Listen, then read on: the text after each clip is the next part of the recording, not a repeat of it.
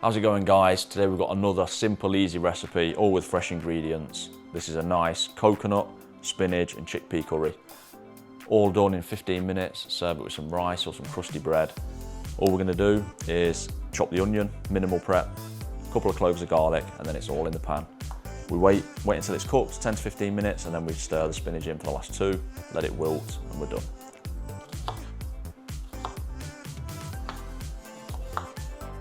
So that's the onion chopped, and now we just want to chop a couple of cloves of garlic up as fine as you can get it. All right, there we go. So that's it. Chopping an onion and a garlic, a couple of cloves of garlic, and that's all the prep done. So now we're gonna saute these two in the pan for a couple of minutes, and then just chuck all the other ingredients in and leave the spinach till last. So now we're gonna get a pan nice and hot, and we're gonna get a nice healthy teaspoon of coconut oil.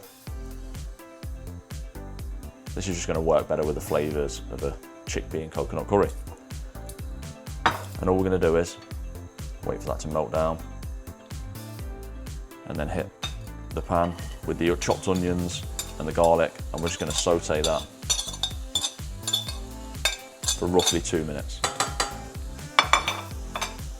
So once the onions and the garlic have sauteed for 2 minutes and they're nice and brown, we're going to add full tin of coconut milk, full tin of chickpeas, 1 teaspoon of cumin, tablespoon of curry powder, and then a little bit of salt and pepper, and we're just going to leave it simmer there for 10-15 minutes. So you want to keep your eye on the onion and the garlic, move it around. So the onions and garlic have been sauteing, we're going to go straight in with the coconut milk. I'm going to turn that down to a medium heat now, because we just want it to simmer. Try and catch that simmering point. Full can of chickpeas in, they've been drained. Tablespoon of curry powder. I've gone for medium, but use, if you like a hot one, you can buy the hot ones. If you like it no spice at all, just get a mild one. Then we're gonna go roughly a teaspoon of ground cumin. Doesn't have to be exact. Eyeball a bit of that in there. There we go. And then hit it with a nice bit of salt and pepper. Again, add the salt to taste. Don't add too much salt in at the start, because you can always add it at the end, but you can't take it away once you've added it.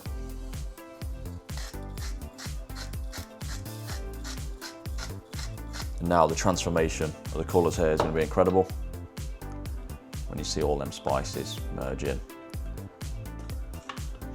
So we want to really mix them together.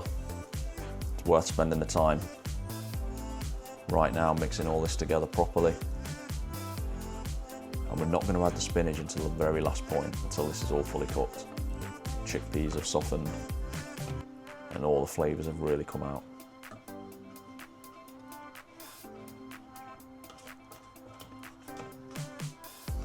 Brilliant. So we're just going to completely leave that now to simmer, 10 to 15 minutes. Keep your eye on it, give it a stir every now and again. Job done.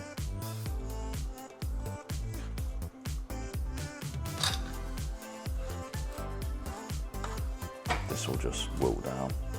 60 seconds, that'll be. This will just wilt down now. 60 seconds is all it'll need.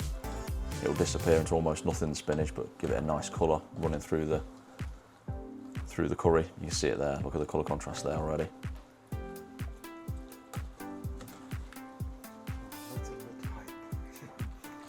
So this is super healthy. Spinach full of iron. It's good enough for Popeye. Look at that now. You can see the spinach is reduced down.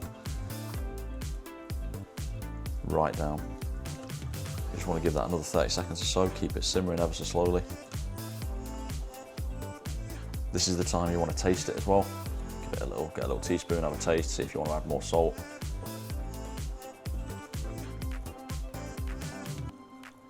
There we go. So that's the chickpea and coconut curry complete. With a little bit of spinach wilted in at the end there. Garnish with some fresh red peppers. Absolutely lovely, so easy, so cheap, and all fresh ingredients.